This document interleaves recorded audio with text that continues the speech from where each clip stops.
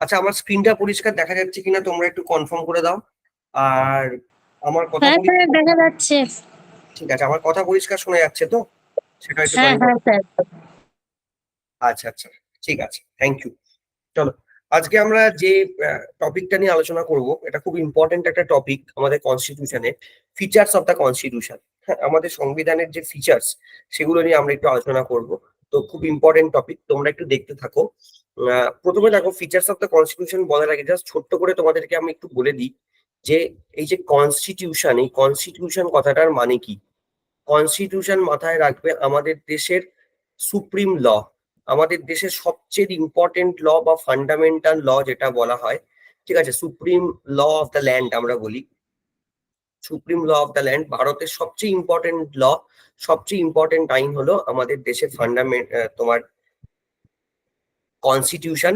কারণ এটা মাথায় রাখবো আমরা, যে কনস্টিটিউশনের বিরুদ্ধে গিয়ে আমরা কিন্তু কোনো আইন তৈরি করতে পারি না। কারণ কনস্টিটিউশনের বিরুদ্ধে গিয়ে আমরা যদি কোনো আইন তৈরি করি, সেই ক্ষেত্রে এটা হবে সুপ্রিম কোর্ট বা হাইকোর্টকে যদি সেই আইনটা চ্যালেঞ্জ হয়, বা ধরো ভারত সরকার বা রাজ্যের সরকার যদি কোনো পলিসি তৈরি করে এবং সেটা যদি অসাংবিধানিক হয়, সেই পলিসিটাকে যদি আমরা চ্যালেঞ্জ করি, তাহলে কিন্তু যেটা হবে, তাহলে কিন্তু সেই আইনটা বা সেই পলিসিটা, সেটা কিন্তু এনফোর্স আর হবে না, সেটা কিন্তু নাল অ্যান্ড ভয়েড হয়ে যাবে।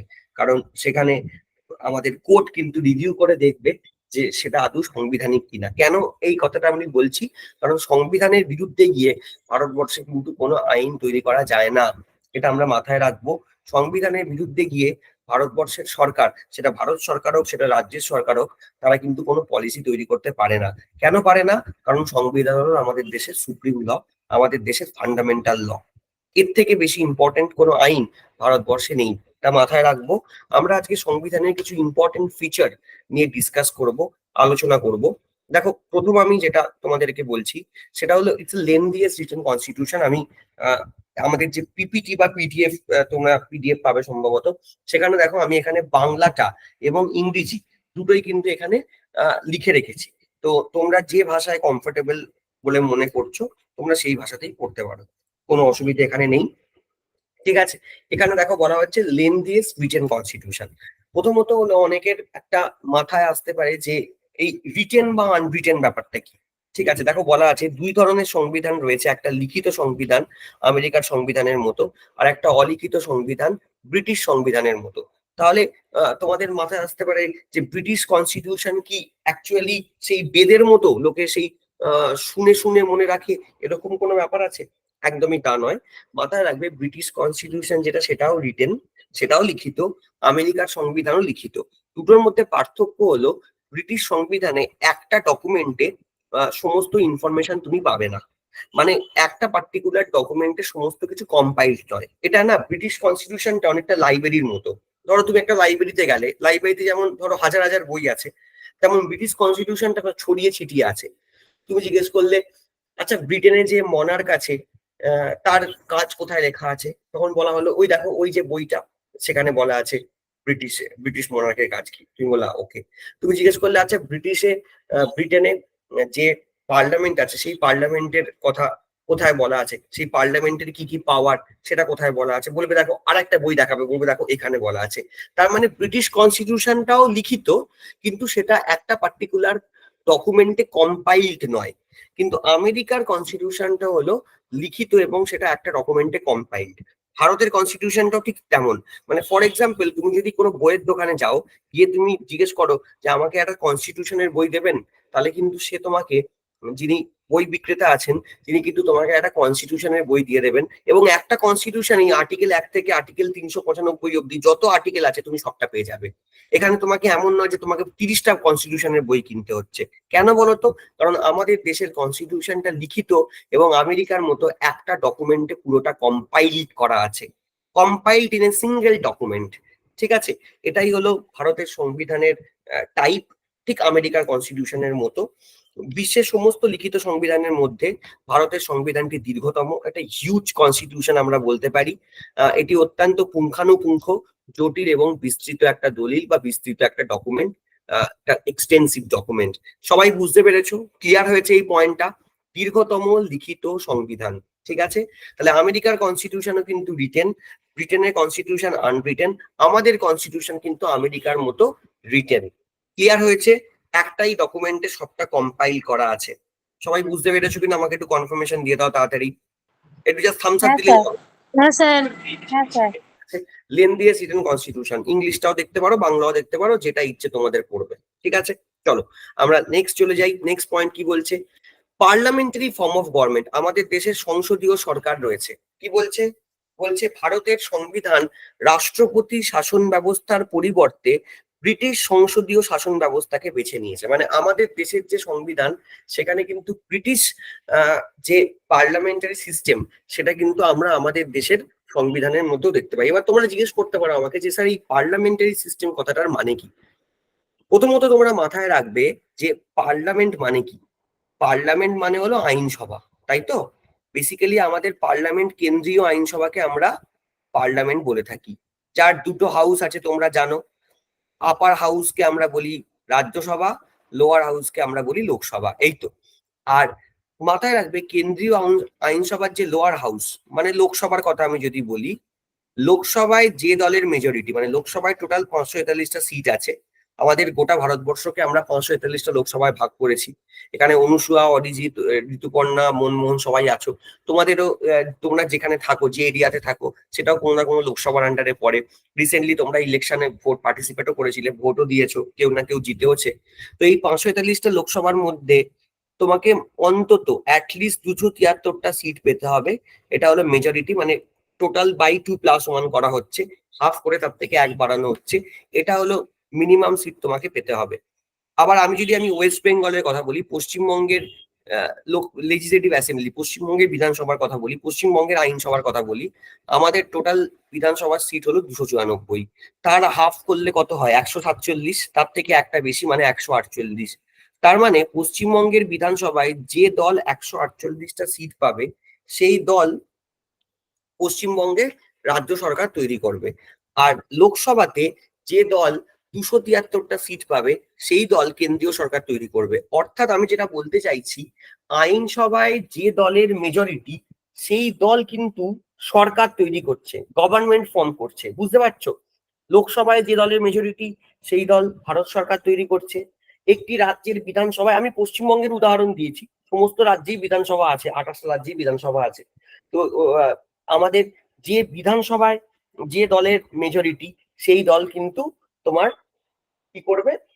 রাজ্য সরকার তৈরি করবে। খেয়াল করে দেখো, আমাদের কিন্তু বেসিক্যালি দুটো করে হাউস আছে।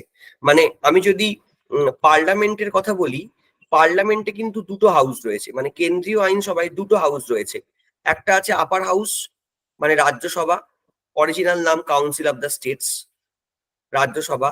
একটা আছে হলো লোয়ার হাউস, মানে Lok Sabha, house of the people, original নাম। খেয়াল করে দেখো, লোকসভায় যার মেজরিটি, লোয়ার হাউসে যার মেজরিটি, সরকার তার, গভর্নমেন্ট সেই দল তৈরি করছে। এখন যেমন এনডিএ এর মেজরিটি আছে, এনডিএ কেন্দ্রীয় সরকার চালাচ্ছে। স্টেট লেজিসলেচার যদি দেখো, মানে রাজ্যের আইনসভা যদি দেখো, তাহলে দেখো রাজ্যের আইনসভায়ও কিন্তু দুটো হাউস রয়েছে। যদিও সেটা সব জায়গায় প্রযোজ্য নয়, বলে দিচ্ছি। রাজ্যের আইনসভায় আপার হাউসকে বলে লেজিসলেটিভ কাউন্সিল, আমরা বাংলায় এটাকে বলি বিধান পরিষদ। আর লোয়ার হাউসকে বলে লেজিসলেটিভ অ্যাসেম্বলি, আমরা বাংলায় বলি এটাকে, তোমরা সবাই জানো, বিধানসভা। মাথায় রাখবে, লোয়ার হাউসে যার মেজরিটি, মানে বিধানসভায় যার মেজরিটি, সে স্টেট গভর্নমেন্ট ফর্ম করছে, রাজ্য সরকার ফর্ম করছে। আর লোয়ার হাউসে যার মেজরিটি, সে ইউনিয়ন গভর্নমেন্ট ফর্ম করছে পার্লামেন্টে। এবার তুমি বলবে স্যার, রাজ্যের আইনসভায় কি লেজিসলেটিভ কাউন্সিল থাকতেও পারে, নাও থাকতে পারে? একদম ঠিক। 6টা রাজ্য আছে এমন, যাদের বিধান পরিষদ বর্তমানে আমাদের রয়েছে। বর্তমান আজকের দিনে দাঁড়িয়ে যদি বলি, সেটা হলো অন্ধ্রপ্রদেশ, এদের বিধান পরিষদ আছে। তেলেঙ্গানা, এদের বিধান পরিষদ আছে। ইউপি, বিহার, মহারাষ্ট্র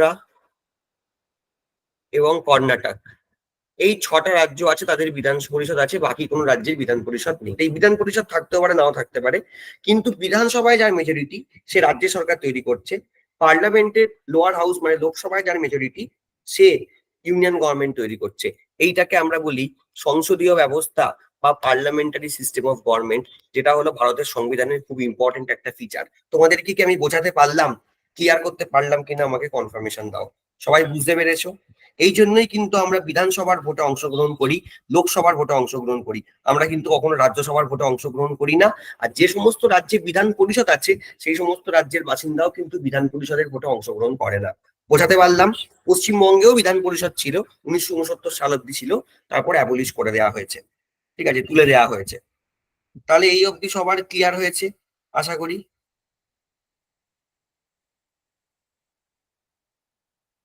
ঠিক আছে, সবাই বুঝতে পেরেছো?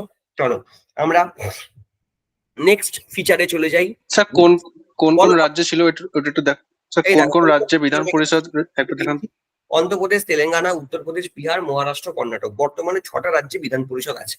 ঠিক আছে, বাকি 22টা রাজ্য, মানে আমাদের টোটাল যদি জিজ্ঞেস করে ভারতবর্ষে কটা রাজ্য আছে, তোমরা জানো ভারতবর্ষে টোটাল 28টা রাজ্য আছে এবং 8টা কেন্দ্রশাসিত অঞ্চল আছে, তাই তো? কিন্তু এই যে 6টা রাজ্য, শুধু এই 6টা রাজ্যে তুমি বিধান পরিষদ পাবে, বাকি 22টা রাজ্যে শুধু বিধানসভা আছে।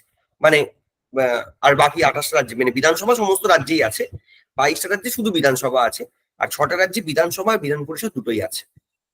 ঠিক আছে, বুঝতে পারলে? ক্লিয়ার হলো? হ্যাঁ স্যার। একটু মাথায় রাখবে। চলো আমরা নেক্সট চলে যাই।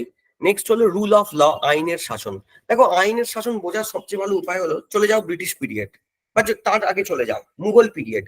তোমাদের মনে আছে মুঘল পিরিয়ডে কি শাস্তি তুমি পাবে সেটা কে ঠিক করতো? যারা রাজা ছিল তারা ঠিক করতো, যারা মুঘল সম্রাট ছিল তারা ঠিক করতো। তার আগে যখন দিল্লি সুলতানেট ছিল, বা তার আগে তুমি যদি বলো আমাদের যখন মৌর্য সাম্রাজ্য ছিল, গুপ্ত সাম্রাজ্য ছিল, তখন যারা রাজারা থাকতেন তারাই ঠিক করতেন কি শাস্তি তুমি পাবে। কিন্তু তুমি আমাকে বলো আজকের দিনে দাঁড়িয়ে আমাদের যারা মেন মানে যারা আমাদের সরকার চালায়, আমি যদি রাজ্যের ক্ষেত্রে বলি মুখ্যমন্ত্রী, বা কেন্দ্রের ক্ষেত্রে যদি বলি প্রধানমন্ত্রী, তারা কি ঠিক করে যে আমরা কি শাস্তি পাই? না। আমরা কি শাস্তি পাবো, আমরা আমাদের দেশে কিভাবে পরিচালিত হব, সেটা কিন্তু আমাদের দেশে ঠিক হয় আইনের মাধ্যমে।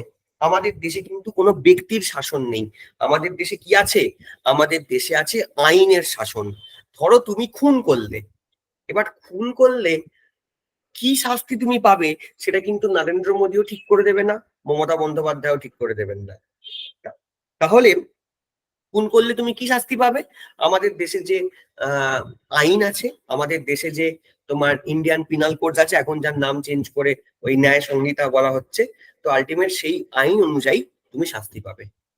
আইনে যা বলা আছে সেই অনুযায়ী তুমি শাস্তি পাবে। এবং সবচেয়ে বড় কথা, আমাদের দেশে কেউ আইনের ঊর্ধ্বে নয়। এটা খুব ইম্পর্টেন্ট একটা পয়েন্ট, যেটা তোমাদের মাথায় রাখা উচিত। ঠিক আছে, কেউ কিন্তু আইনের ঊর্ধ্বে নয়। ঠিক আছে, আচ্ছা একটা মিনিট দাঁড়াও।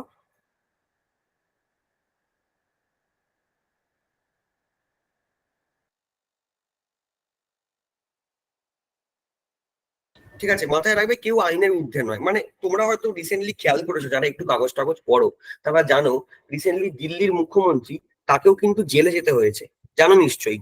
তারপর আমাদের ঝাড়খণ্ডের মুখ্যমন্ত্রী, তাকেও জেলে যেতে হয়েছে।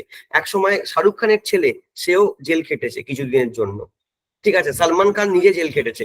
তার মানে আমাদের একটা ধারণা আছে না, যে যারা খুব পাওয়ারফুল পার্সন তারা হয়তো তাদের জন্য হয়তো দেশের আইন প্রযোজ্য নয়, তা কিন্তু নয়। হ্যাঁ, তারা হয়তো মাঝে মাঝে প্রভাব খাটানোর চেষ্টা করে, আমি অস্বীকার করব না, কিন্তু আমাদের দেশের আইন সবার জন্য প্রযোজ্য।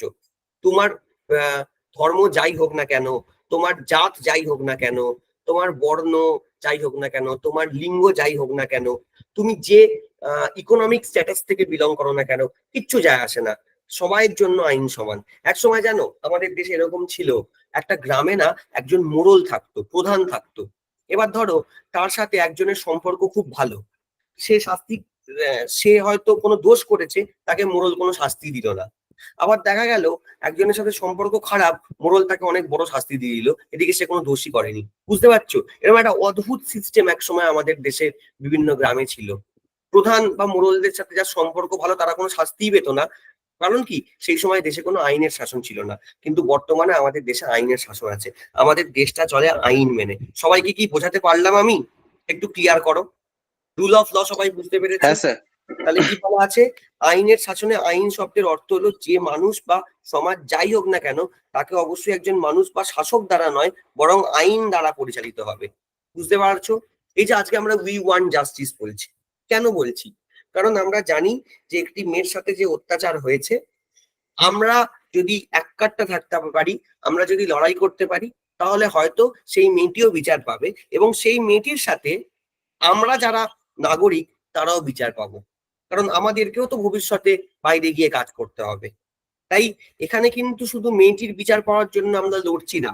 যারা, উনি তো মানে যে যার বিচারের কথা বলছি সে তো অলরেডি আমাদের পৃথিবী ছেড়ে চলে গেছে, কিন্তু আমরা যারা পৃথিবীতে আছি, তাতে আমরা একটা সেফ লাইফ লিড করতে পারি, সেটা কিন্তু খুব ইম্পর্টেন্ট। দুদিন পরে আমাদের এখানে অনুসুয়া আছে, জয়া জয়েন করেছো, ঋতুপর্ণা আছে, এরা মেয়েরা আছে, এরাও চাকরি করবে, দূরে গিয়ে কাজ করবে। সবাইকেই তো চাকরি করতে হবে, এমন তো নয় যে আমরা চাকরি বাকরি ছেড়ে ঘরে বসে থাকবো। সবাই কাজ করব, সবাই এখানে চাকরির জন্যই পড়াশোনা করছো। তাহলে আমরা সবাই চাইবো যে আমাদের ওয়ার্ক প্লেসটা যেন একটু সেফ অ্যান্ড সিকিউর হয়, তাই না? এইটুকুনি তো চাইতেই পারি আমরা। তো তার জন্যই কিন্তু আজকে আমাদের এত লড়াই। এমন তো নয় যে আজকে দোষীরা শাস্তি পেলে সেই মেয়েটি আবার ফিরে আসবে, ফিরবে না। কিন্তু আমাদের ভবিষ্যতের সমাজ ব্যবস্থাকে যাতে আমরা আহ, আরো ভালো করতে পারি, যাতে সবাই আমরা সেফলি কাজ করতে পারি আমাদের ওয়ার্ক প্লেসে, সেটাকে মেক শিওর করার জন্য কিন্তু এই লড়াই হচ্ছে। কারণ মেয়েটি আজকে জাস্টিস পেলে আমাদের আমাদের সমাজটা কিন্তু জাস্টিস পাবে। তাই মাথায় রাখবে, আমাদের দেশে কিন্তু কোনো ব্যক্তির শাসন নেই, আমাদের দেশে কিন্তু আইনের শাসন আছে। ঠিক আছে, আশা করি সবাই বুঝতে পারলে। আমরা নেক্সট পয়েন্টে চলে যাই। দেখো, বলা হয়েছে আমাদের দেশের যে জুডিশিয়ারি, সেটা একটা ইন্টিগ্রেটেড জুডিশিয়ারি এবং ইন্ডিপেন্ডেন্ট জুডিশিয়ারি। প্রথমত বলা হয়েছে ভারতে একটা একক সমন্বিত বিচার ব্যবস্থা রয়েছে, ইন্টিগ্রেটেড জুডিশিয়াল সিস্টেম আছে। তার মানেটা কি? কারণ তোমরা হয়তো ভাবতেই পারো যে এই সমন্বিত বিচার, একক বিচারে কি মানে ফেজটার মানে কি? কিছুই না। মাথায় রাখবে, আমাদের যখন কোনো এখানে একটা ছবিও দেওয়া আছে, বাট আমি তোমাদেরকে একটা স্লাইডে বুঝিয়ে দিচ্ছি। মাথায় রাখবে, আমাদের দেশে যখন তোমার বিচার হয়, আমাদের দেশে না একদম নিচে আছে সাবঅর্ডিনেট কোর্ট। সাবঅর্ডিনেট কোর্ট, এগুলোকে আমরা বলি লোকাল কোর্ট, এগুলোকে লোকাল কোর্ট বলা হয়, এগুলোকে অনেকে লোয়ার কোর্ট বলে। ঠিক আছে, বাংলায় যদি তুমি বলতে চাও, বাংলাও একটা হয়, এগুলোকে অ্যাকচুয়ালি আমরা অধস্তন কোর্ট বলি, অধস্তন কোর্ট বলি। এরপর থাকে হাইকোর্ট। হাইকোর্টের তো বাংলা হাইকোর্টই হয়, এর কোনো আলাদা করে বাংলা হয় না। Supreme court. মাথায় রাখবে, আমরা যে কোনো আইন ভাঙি না কেন, রাজ্যের আইন ভাঙি না কেন, কেন্দ্রের আইন ভাঙি না কেন, যে কোনো আইন ভাঙি না কেন, আমাদের প্রথম বিচার এই সাবঅর্ডিনেট কোর্টে হয়, প্রথম বিচার। ধরো এবার সাবঅর্ডিনেট কোর্ট, লোয়ার কোর্ট, এর মধ্যে কি পড়ে জানো তো? এর মধ্যে ফর এক্সাম্পল আমি বলতে পারি ডিস্ট্রিক্ট কোর্ট পড়ে, আমাদের যে ডিস্ট্রিক্টে কোর্ট থাকে না, সেই ডিস্ট্রিক্ট কোর্ট এর মধ্যে পড়ে। তারপর দেখো শহরাঞ্চলে মেট্রোপলিটন কোর্ট থাকে, এর মধ্যে পড়ে। মেট্রোপলিটন কোর্ট এর মধ্যে পড়ে, যেমন আমাদের শিয়ালদা কোর্ট, ব্যাংশাল কোর্ট। তারপর ধরো আমাদের ডিস্ট্রিক্টের আন্ডারে সাব ডিস্ট্রিক্ট কোর্ট থাকে, সাব ডিস্ট্রিক্ট কোর্ট এর মধ্যে পড়ে। এছাড়া ছোট ছোট অনেক কোর্ট হয়, যেমন ধরো ম্যারেজ ডিভোর্স নিয়ে কাজ করে ফ্যামিলি কোর্ট, ফ্যামিলি কোর্ট এর ভেতর থাকে। তারপর ধরো লেবার নিয়ে কাজ করে, লেবার কোর্ট থাকে। ঠিক আছে, এরকম অনেক কোর্ট হয়। মুনসিফ কোর্ট হয়, মুনসিফ কোর্ট হয়, যারা ব্যবসা বাণিজ্য নিয়ে সব নিয়ে কাজ করে, ট্রেড ওয়েট নিয়ে তারা করে। তো এইগুলো সব সাবঅর্ডিনেট কোর্ট। আলটিমেট তোমার প্রথম বিচার এখানে শুরু হবে। এবার ধরো এই সাবঅর্ডিনেট কোর্ট বা অধস্তন কোর্টে তোমার যখন বিচার হলো, বিচারের পর তো একটা রায় দেওয়া হবে, তুমি সেই রায়ে খুশি নও, তোমার মনে হলো যে তুমি বিচার পাওনি, সঠিক বিচার পাওনি, সেই ক্ষেত্রে তুমি তোমার রায়টাকে চ্যালেঞ্জ করে, আমরা এটাকে অ্যাপিল বলি, অ্যাপিল করে তুমি হাইকোর্টে যেতে পারো।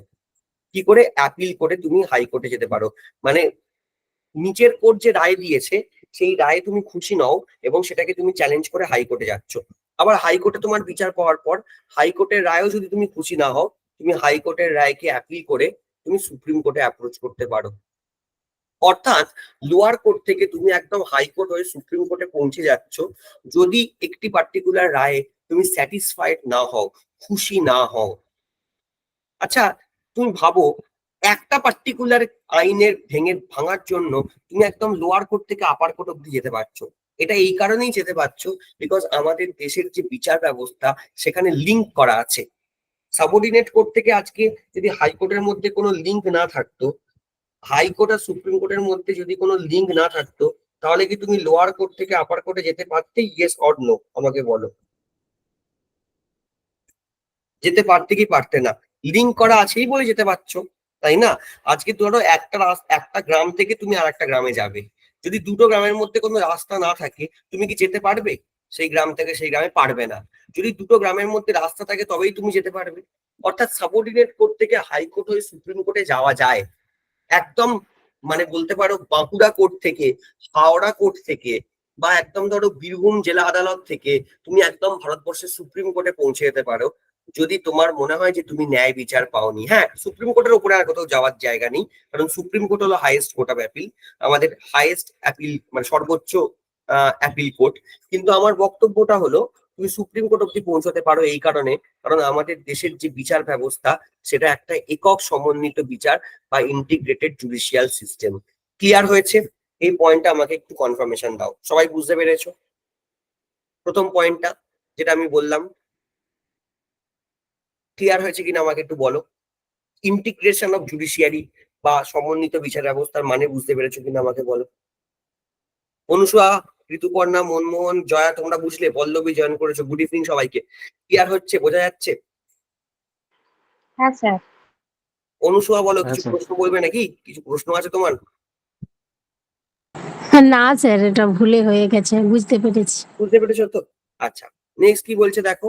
এছাড়াও ভারতের সংবিধান ভারতীয় বিচার বিভাগকে কার্যনির্বাহী ও আইনসভার প্রভাব থেকে মুক্ত করতে সক্ষম করে স্বাধীন বিচার ব্যবস্থা প্রতিষ্ঠা করেছে। খুব ভালো একটা পয়েন্ট। আচ্ছা, এই যে ধরো এখন যে তুমি সুপ্রিম কোর্টে যাচ্ছ বা তুমি যে বিভিন্ন কেসে হাইকোর্টে যাও, কেন তুমি যাও বলো তো?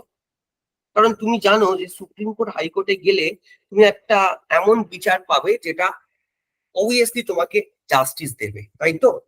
আজকে দেখো, তুমি ভাবো যদি আজকে আমাদের এই যে জুডিশিয়ারি সিস্টেমটাকে যদি যারা এক্সিকিউটিভ মানে ভারত সরকার বা রাজ্যের সরকার বলো, তারা যদি কন্ট্রোল করতো, বা আমাদের যে আইনসভা আছে মানে পার্লামেন্ট বলো বিধানসভা বলো, তারা যদি কন্ট্রোল করতো আমাদের জুডিশিয়ারিকে, তাহলে কি আজকে আমরা জুডিশিয়ারির কাছে যেতে পারতাম?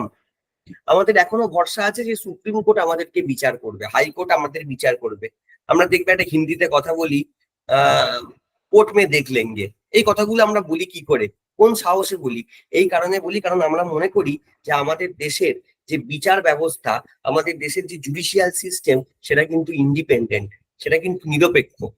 কার্যনির্বাহী মানে এক্সিকিউটিভ বা আইনসভা মানে লেজিসলেচার, এদেরকে কিন্তু কন্ট্রোল করতে পারে না। ঠিক আছে? তাই এই ইন্ডিপেন্ডেন্ট জুডিশিয়ারিও কিন্তু আমাদের দেশের জুডিশিয়াল সিস্টেমে খুব ইম্পর্টেন্ট একটা পয়েন্ট। যেমন ধরো আমাদের যে জাজেসদের অ্যাপয়েন্ট করা হয়, সেই জাজেসদেরকে যখন অ্যাপয়েন্ট করা হয় তখন প্রেসিডেন্ট আমাদের জাজদেরকে অ্যাপয়েন্ট করে, কিন্তু প্রেসিডেন্টকে কে সুপ্রিম কোর্টের জাজ হবে সেটা কিন্তু সুপ্রিম কোর্টের মধ্যে থেকেই একটা কলেজিয়াম সিস্টেম আছে, যেখানে 4জন সিনিয়র জাজ থাকেন, তারা সেই নামটা প্রেসিডেন্টকে পাঠায়। বুঝতে পারছো? মানে প্রেসিডেন্ট কিন্তু এখানে প্রধানমন্ত্রীর কথায় কোনো কাজ করতে পারে না। তো এই জন্য আমরা বলি আমাদের দেশের জুডিশিয়ারিটা কিন্তু ইন্ডিপেন্ডেন্ট, নিরপেক্ষ জুডিশিয়ারি। এখানে কিন্তু তোমার আইনসভার তেমন হাত কিন্তু এখানে নেই, বা এক্সিকিউটিভের তেমন হাত কিন্তু এখানে নেই। এই পয়েন্টটাও তোমরা একটু মাথায় রাখবে। নেক্সট আমরা চলে যাই, সেটা হলো ইউনিভার্সাল অ্যাডাল্ট ফ্র্যাঞ্চাইজ, সার্বজনীন প্রাপ্তবয়স্কর ভোট অধিকার। ভারতের গণতন্ত্রে এক ব্যক্তি এক ভোটের ভিত্তিতে কাজ করে। ভারতে 18 বছর বা তার বেশি বয়সের প্রত্যেক নাগরিক জাতি, লিঙ্গ, বর্ণ, ধর্ম বা মর্যাদা নির্বিশেষে নির্বাচনে ভোট দেওয়ার অধিকারী। মাথায় রাখবে দুটো শর্ত। একটা হলো আর্টিকেল 325, সেখানে তোমার যেটা করতে হবে, তোমার যে ভোটার লিস্ট হয় না, যে ভোটার তালিকা, যে ভোটার তালিকা হয়, মানে যেটাকে তোমরা ইলেকটোরাল লিস্ট বলো বা ভোটার লিস্ট বলো, সেখানে তোমার নাম তুলতে হবে। তার জন্য তোমার কোনো ধর্ম বর্ণের ব্যাপার নেই, তুমি যে কোনো ধর্মের ক্ষেত্রে সেটা বলতে পারো। আচ্ছা, যে কোনো ধর্ম বা যে কোনো বর্ণের ক্ষেত্রে হয়। আর একটা হলো আর্টিকেল 326, সেখানে যেটা বলা আছে তোমার বয়স হতে হবে 18+, 18+। 18 বছরের বেশি যদি তোমার বয়স হয় তাহলে কিন্তু তুমি ভোট দান করতে পারবে। তার জন্য তোমার জাত কি, তোমার ধর্ম কি, তোমার বর্ণ কি, কিচ্ছু যায় আসে না। তোমাদের মনে আছে একসময় আমাদের দেশে এই ভোটার মানে জাতের নিরিখে, ধর্মের নিরিখে ভোটারদের মধ্যে ভাগ করে দেওয়া হয়েছিল, যেটাকে তোমরা বলো সেপারেট ইলেক্টরেট। নিশ্চয়ই মনে থাকবে, নিশ্চয়ই মনে থাকবে। কে করেছিল বলো তো? লর্ড মিন্টো করেছিল, মনে পড়ছে? 1909 সালে মর্লে মিন্টো রিফর্মের মাধ্যমে, যে মুসলিমরা শুধু মুসলিমদেরকেই ভোট দেবে, মনে পড়ছে? যেখানে আমরা সেপারেট ইলেক্টরেটের কথা বলেছিলাম, ঠিক আছে? ভোটার মানে ধর্মের ভিত্তিকে ভোটারদের মধ্যে ভাগ করে দিয়েছিলাম, এবং হিন্দু মুসলিমদের মধ্যে একটা সমস্যা আমরা সৃষ্টি করার চেষ্টা করেছিলাম। ওই জন্যই সাম্প্রদায়িকতার জনক বলা হতো লর্ড মিন্টোকে। ভারতবর্ষে কিন্তু এখন এরকম কোনো ব্যাপার নেই। তুমি এমন হতেই পারে যে তুমি যে অঞ্চলে থাকো সেটা হিন্দু অধ্যুষিত অঞ্চল, তুমি হয়তো মাইনরিটি, তুমি ভোট দিতে পারবে। হতে পারে তুমি একটা অঞ্চলে থাকো সেটা মুসলিম অধ্যুষিত অঞ্চল, তুমি হিন্দু, তুমিও ভোট দিতে পারবে। এখানে তুমি কোন অঞ্চলে বসবাস করছো, বা তোমার লিঙ্গ কি, তোমার বর্ণ কি, তোমার জাত কি, তোমার ধর্ম কি, এসব কিচ্ছু ম্যাটার করে না। শুধু দুটো ক্রাইটেরিয়া। এক, ভোটার লিস্টে তোমার নামটা তুলতে হবে। তুমি দেখবে 18 বছর বয়স হয়ে গেলেও অনেকে ভোট দিতে পারে না, বলবে এই ভোটের লিস্টে নাম ওঠেনি রে, তাই জন্য ভোট দিতে পারছি না। হ্যাঁ, এটা একদম ঠিক। ইলেকটোরাল লিস্টে তোমার নাম তুলতে হবে। আর দুই, তোমার বয়স 18-র বেশি হতে হবে। আগে 21 ছিল, 1988 সালে 61তম সংবিধান সংশোধনী আইনের মাধ্যমে এটাকে আমরা কমিয়ে 18 করে দিয়েছি। তাহলেই তুমি ভোট দিতে পারবে। অনুসুয়া, বলো কি প্রশ্ন? হ্যাঁ স্যার, বলছি ভারতবর্ষের কারা বা কোন নাগরিক ভোট দিতে পারে না? ভারতবর্ষে তুমি যদি 18 বছরের বয়সের কম হয় তাহলে তুমি ভোট দিতে পারবে না, এক। প্লাস দ্বিতীয়ত, তুমি যদি ভারতবর্ষের নাগরিক হওয়া সত্ত্বেও তুমি হয়তো ভোটার লিস্টে, আমাদের নাই প্রতি 6 মাস ছাড়া ছাড়া ভোটার লিস্টকে আপডেট করতে হয়, এটা কিন্তু ইলেকশন কমিশন করে। দেখবে যদি এই বিভিন্ন পার্টি অফিস গুলোর খোঁজ নাও, এরা একটা ক্যাম্পও বসে। সেখানে গিয়ে তোমার যে সমস্ত ডিটেলস আছে, বার্থ সার্টিফিকেট বলো বা মাধ্যমিকের যদি অ্যাডমিট কার্ড থাকে সেটা, বা যদি আধার কার্ড থাকে, এই সমস্ত দেখিয়ে তোমাকে ভোটার লিস্টে নামটা তুলতে হবে। ঠিক আছে? তাহলে তুমি যদি ভারতবর্ষের নাগরিক হও, তুমি ভোট দিতে পারবে, তাতে কোনো অসুবিধা নেই। অ্যাকচুয়ালি আমি শুনেছিলাম, মানে এটা ঠিক কিনা আমি জানি না, ভারতবর্ষের প্রেসিডেন্ট, সুপ্রিম কোর্টের কে প্রধান বিচারপতি, এরা নাকি ভোট দানে অংশগ্রহণ করতে পারে না। সবাই ভোট দেয়। তোমরা জানো কিনা জানি না, এই নিউজে দেখবে নরেন্দ্র মোদী ভোট দিতে যাচ্ছে, মমতা বন্দ্যোপাধ্যায় ভোট দিতে যাচ্ছে। না স্যার, প্রেসিডেন্ট মানে রাষ্ট্রপতির কথা, প্রধানমন্ত্রী দিতে যেতে পারে। প্রেসিডেন্ট তো ভোট দেয়। ঠিক আছে, তুমি ভারতবর্ষের নাগরিক হলেই ভোট দিতে যেতে পারবে। শর্ত শুধুমাত্র দুটো, তোমার বয়স 18-র বেশি হতে হবে, আর দ্বিতীয়ত হলো তোমাকে ইলেকটোরাল লিস্টে নামটা তুলতে হবে। ঠিক আছে, যে কেউ ভোট দিতে পারবে। তবে হ্যাঁ, ভারতে দেখবে অনেক বিদেশি বসবাসকারী আছে, দেখেছো কি? যারা ভিসা নিয়ে ভারতবর্ষে আসে কর্মসূত্রে, পড়াশোনার সূত্রে, তারা কিন্তু ভোট দিতে পারে না। বুঝতে পেরেছো? তারা কিন্তু ভারতের নাগরিক নয়। তারা ভারতে এসছে কোনো কাজের সূত্রে এসছে বা কোনো কারণে এসছে, তারা কিন্তু ভোট দান করতে পারে না। ক্লিয়ার? বুঝতে পেরেছো? ভারতের নাগরিক হলে তুমি ভোট দিতে পারবে, কোনো অসুবিধা নেই। সবার অধিকার আছে ভোট দেওয়ার। বোঝাতে পারলাম তো? একটু কনফার্মেশন দাও অনুসুয়া, বা বাকি সবাইরা একটু বলে দাও। হ্যাঁ সবাই স্যার, ঠিক আছে। ঠিক আছে, সবাই ভোট দেয়। চলো, এটা হয়ে গেল। নেক্সট কি বলছি দেখি। ড্রন ফ্রম ভেরিয়াস সোর্সেস। আমাদের দেশের যে সংবিধান সেটা বিভিন্ন উৎস থেকে নেওয়া হয়েছে, বিভিন্ন উৎস থেকে গৃহীত হয়েছে। ভারতের সংবিধানের বেশিরভাগ বিধান অন্যান্য দেশের সংবিধানের পাশাপাশি 1935 সালের ভারত শাসন আইন, যেটা ভারত সরকার আইন নয়, এখান থেকে ধার করা হয়েছে। 250টি বিধান শুধুমাত্র 1935 সালের ভারত শাসন আইন থেকেই নেওয়া হয়েছে। কি কি করতে, কোন দেশ থেকে কি কি নেওয়া হয়েছে, এগুলো তোমাদের পরীক্ষায় আসে। যেমন ধরো ইংল্যান্ড বা ইউকে থেকে নেওয়া হয়েছে সংসদীয় গণতন্ত্র। সংসদীয় গণতন্ত্র তো আজকেই তোমাদেরকে আমি এক্সপ্লেন করলাম, পার্লামেন্টারি ডেমোক্রেসি, সেটা ইউকে থেকে নেওয়া হয়েছে। আইনের শাসন, খুব ইম্পর্টেন্ট পয়েন্ট। আইনের শাসন মানে কি? আইনের শাসন মানে হলো, ওই যে আমি একটু আগে তোমাদেরকে আজকে বলছিলাম যে আমাদের দেশে রুল অফ ল আছে, সেটাও ইউকে থেকে বা ইংল্যান্ড থেকে নেওয়া হয়েছে। একক নাগরিকত্ব, এটাকে আমরা কি বলি? Single citizenship. মাথায় রাখবে, আমাদের দেশে কিন্তু সিঙ্গেল সিটিজেনশিপ আছে। এর কথাটার মানে কি? তোমরা আমায় জিজ্ঞেস করতে পারো, স্যার এই সিঙ্গেল সিটিজেনশিপ মানে ব্যাপারটা কি, মানে মানেটা কি এর? সিঙ্গেল সিটিজেনশিপ মানে হলো, তুমি যদি ভারতবর্ষের নাগরিক হও, তুমি অন্য কোনো দেশের নাগরিকত্ব নিতেই চাইতেই পারো। ইচ্ছে হতেই পারে যে তুমি ইংল্যান্ডে গিয়ে ইংল্যান্ডের নাগরিকত্ব নেবে, আমেরিকায় গিয়ে আমেরিকার নাগরিকত্ব নেবে, নিতে পারো, নিতে অসুবিধা কিছু নেই। কিন্তু তুমি যখন অন্য দেশের নাগরিকত্ব নেবে, তখন তোমাকে কিন্তু ভারতের নাগরিকত্ব ছাড়তে হবে। এটা তোমায় মাথায় রাখতে হবে। ভারতের নাগরিকত্ব পরিত্যাগ করে তারপর তুমি অন্য কোনো দেশের নাগরিকত্ব দিতে পারবে। আদারওয়াইজ তুমি এমনি ইংল্যান্ডে যাও, ভিসা নিয়ে থাকো, কোনো অসুবিধা নেই। তখন তুমি ভারতবর্ষে বসবাস করবে না, কিন্তু ভারতবর্ষের নাগরিক থাকবে, এবং তুমি ইংল্যান্ডে গিয়ে ভিসা নিয়ে থাকতে পারো, আমরা নন রেসিডেন্ট ইন্ডিয়ান বলি, মানে ভারতবর্ষে অনাবাসী ভারতীয়, ভারতবর্ষে বসবাস করছে না কিন্তু ভারতের নাগরিক, অনাবাসী নাগরিক বলা হয়, কোনো অসুবিধা নেই। তুমি কাজের সূত্রে যাও না, 15 বছর 20 বছর ভিসা নিয়ে তুমি কাটিয়ে আসো, কোনো অসুবিধা নেই। বাট তুমি যদি গিয়ে একবার মনে করো যে তুমি ইংল্যান্ডের নাগরিকত্ব নেবে, বা ফর এক্সাম্পল তুমি অন্য দেশের নাগরিকত্ব নেবে, সেক্ষেত্রে কিন্তু তোমাকে আগে ভারতের নাগরিকত্বটা ছাড়তে হবে। আবার তুমি যদি উল্টোটা ভাবো যে ভারতবর্ষ থেকে বিদেশ থেকে কেউ এসে যদি ভারতের নাগরিকত্ব নেয়, সোনিয়া গান্ধী তিনি ভারতের নাগরিকত্ব নিয়েছিলেন, তো তিনি যখন ভারতের নাগরিকত্ব নিচ্ছেন, সোনিয়া গান্ধীও কিন্তু তখন কিন্তু তার ইতালির যে নাগরিকত্ব সেটা থেকে ছেড়ে তাকে ভারতের নাগরিকত্ব নিতে হয়েছে, কারণ তুমি যখন ভারতের নাগরিক তুমি তখন অন্য কোনো দেশের নাগরিকত্ব ওই একই সময় হোল্ড করতে পারবে না, এটা মাথায় রাখবে। আর একটা পয়েন্ট দেখো, এখানে বলা হয়েছে রিট। রিট এটা তোমাদের অত জানার দরকার নেই, শুধু এইটুকুনি জেনে রাখো যে আমাদের মৌলিক অধিকার যদি ভায়োলেট হয়, আমাদের ফান্ডামেন্টাল রাইটস তোমাদেরকে অলরেডি কোথায় পড়ানো হয়েছে, বা যদি না পড়ানো হয় আমি তোমাদেরকে নয় পড়িয়ে দেবো একদিন। এই ফান্ডামেন্টাল রাইটস বা মৌলিক অধিকারগুলো যদি আমাদের ভায়োলেট হয়, সেই ক্ষেত্রে কিন্তু রিট পিটিশন জারি করার ক্ষমতা আমাদের সুপ্রিম কোর্ট হাইকোর্টের রয়েছে। তো রিটস যেগুলো, সেগুলোর যে রিট পিটিশন জারি করে আমাদের মেনলি মৌলিক অধিকারগুলো ফিরিয়ে দেওয়ার চেষ্টা করা হয় জুডিশিয়ারির মাধ্যমে, সেটাও আমাদের ইউকে থেকে দেওয়া হয়েছে।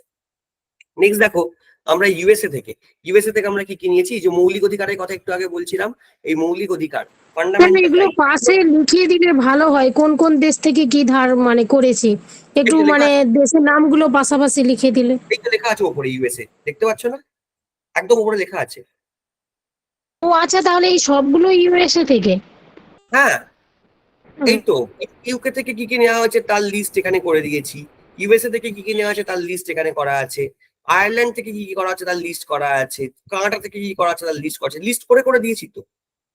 ঠিক আছে, তোমাদেরকে এই আচ্ছা স্লাইডটা সরি স্যার, আগের স্ক্রিনটা একটু দিন না, স্ক্রিনশট। হ্যাঁ কোনটা? ওই আর প্রথমের স্ক্রিনটা ইংল্যান্ড থেকে যেটা নিয়েছি ওইটা একটু দিন না স্ক্রিনশট। এই তো। আচ্ছা আমাকে একটা কথা বলো, তোমাদেরকে আমি যে এই পিডিএফটা মানে পিপিটিটার উপর যেটা পড়াচ্ছি, এটা তোমাদেরকে স্যার দেবেন তো? আমি যতদূর জানি তো দিয়ে দেওয়া হয় তো নাকি? হ্যাঁ স্যার দেবে, নাকি দেওয়া কিন্তু হয় না? যদি পরীক্ষা হয়তো আজ ক্লাস হচ্ছে পরে মক টেস্ট, তখন তো এগুলো দেখেই পড়তে হয় অ্যাকচুয়ালি।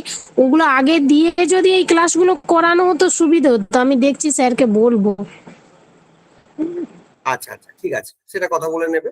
চলো চলো, এটা গেল ইউকে। আচ্ছা নেক্সট আমি চলে আসি, এবার আমি চলে আসি কি বলছি ইউএসএ। ঠিক আছে, ইউএসএ থেকে আমরা কি কি প্রভিশন নিয়েছি? মৌলিক অধিকার, আমাদের যে মৌলিক অধিকার আছে সেটা আমরা ইউএসএ থেকে নিয়েছি। বিচার বিভাগীয় পর্যালোচনা, দেখো আমি তোমাদেরকে একটু আগে বলেছিলাম একটা কথা, তোমাদের হয়তো মনে থাকবে, সেটা হলো ভারতবর্ষের সবচেয়ে ইম্পর্টেন্ট আইন হলো আমাদের দেশের সংবিধান, কনস্টিটিউশন। তুমি সংবিধানের বিরুদ্ধে গিয়ে না ভারতবর্ষে কোনো আইন তৈরি করতে পারবে না, কারণ সবার উপরে সংবিধান, তার উপরে অন্য কেউ নেই। এবার তুমি যদি ধরো আমাদের পার্লামেন্ট বা আমাদের রাজ্যের আইনসভা এমন একটা আইন তৈরি করলো, সেই আইনটা হয়তো আমার মনে হচ্ছে বা তোমার মনে হচ্ছে সেটা অসাংবিধানিক, সেক্ষেত্রে আমরা যেটা করতে পারি, সেই আইনটাকে চ্যালেঞ্জ করে আমরা অ্যাপ্রোচ করতে পারি আমাদের সুপ্রিম কোর্টে। সুপ্রিম কোর্ট বা হাইকোর্ট কি করবে, আইনটাকে আগে ভালো করে পর্যালোচনা করবে, আইনটাকে আগে ভালো করে রিভিউ করে দেখবে যে আদৌ সেটা অসাংবিধানিক কিনা। হতে পারে আমার মনে হচ্ছে অসাংবিধানিক, তোমার মনে হচ্ছে, কিন্তু হয়তো সুপ্রিম কোর্ট বললো যে না এখানে কোনো অসাংবিধানিক কিছু ব্যাপার নেই, যা আছে ঠিক আছে। তাই সুপ্রিম কোর্ট সেটা রিভিউ করে দেখবে, যদি সুপ্রিম কোর্ট রিভিউ করে দেখে হ্যাঁ সত্যি এটা অসাংবিধানিক, সেই ক্ষেত্রে কিন্তু সুপ্রিম কোর্ট কিন্তু জুডিশিয়াল রিভিউ করে সেই আইনটাকে বাতিল করে দিতে পারে। ঠিক আছে, মাথায় রাখবে এই ক্ষমতা কিন্তু সুপ্রিম কোর্ট হাইকোর্টের আছে, এটাকে জুডিশিয়াল রিভিউ বা বিচার বিভাগীয় পর্যালোচনা বলে। এই কনসেপ্ট আমরা আমেরিকা থেকে নিয়েছি। এছাড়া আমেরিকা থেকে আমরা রাষ্ট্রপতির অভিশংসন এবং বিচারকদের অপসারণ, মানে রাষ্ট্রপতিকে যে আমরা রিমুভ করতে পারি, রাষ্ট্রপতি যদি সংবিধান না মেনে কাজ করেন, তোমাদের সম্ভবত পড়ানো হয়েছে এটা আমি দেখছিলাম, by process of impeachment article 61-এ বলা আছে। তো সেইটার কথা আমরা ইউএসএ থেকে আমরা নিয়েছি।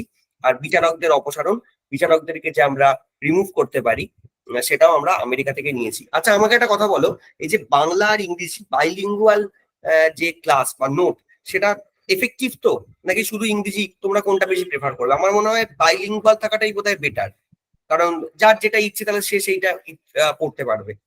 তোমাদের একটু মতামতটা আমি নিয়ে নিই, সবাই কি বলছো? নাকি শুধু ইংরেজি রাখবো, নেক্সট দিন যে ক্লাস করবো? আমি স্যারের সাথে কথা বলছিলাম, না স্যার তো স্যার, বললেন দুটোই ঠিক আছে। দুটোই রাখা স্যার ভালো। দুটোই থাক ভালো। ঠিক হ্যাঁ আছে, দুটোই থাক স্যার। দুটোই থাকুক, কারণ তাতে কি হয়, যদি তোমাদের মনে হয় হয়তো কোনো একটা জিনিস তোমরা ইংরেজিতে বুঝতে পারছো না বাই এনি প্রবলেম, তখন তোমরা বাংলাটা দেখে নিতে পারবে। যদিও আমি নিজে মনে করি এই সাবজেক্টটা ইংরেজিতে পড়াই উচিত, কারণ কনস্টিটিউশনের প্রপার বাংলা না অনেক হয় না, লিগাল সাবজেক্ট তো, আইনত সাবজেক্ট তো, এর অনেক টার্মস এর প্রপার বাংলা হয় না। তবুও বাংলা একটা রাখা ভালো ব্যাকআপ আমার মনে হয়। ইংরেজিটাই না হয় দেখবে, কিন্তু বাংলাটাও থাকুক, ক্ষতির তো কিছু নেই, সমস্যা কিছু হবে না। আচ্ছা, নেক্সট আমাদের চলে যাও, ইউএসএ হয়ে গেল, এরপর চলে যাও আয়ারল্যান্ড। আচ্ছা, এখানে তো বাংলা দেওয়া হয়নি, আমি বাংলাগুলো লিখে দিচ্ছি। Directive principal of state policy, এটাকে আমরা বলি তোমার ডিরেক্টিভ প্রিন্সিপাল অফ স্টেট পলিসির একটা বাংলা আছে, কি যেন বাংলাটা, মাঝে মাঝে আমার বাংলাগুলো মাথা থেকে চলে যায়। ঠিক আছে, টিপিএসপির বাংলাটা কি যেন ছিল, তোমাদের কারোর মাথায় আছে বাংলাটা? আমার আমার মনে পড়ছে না। ডিপিএসপি বাংলাটা কি ছিল বলো তো?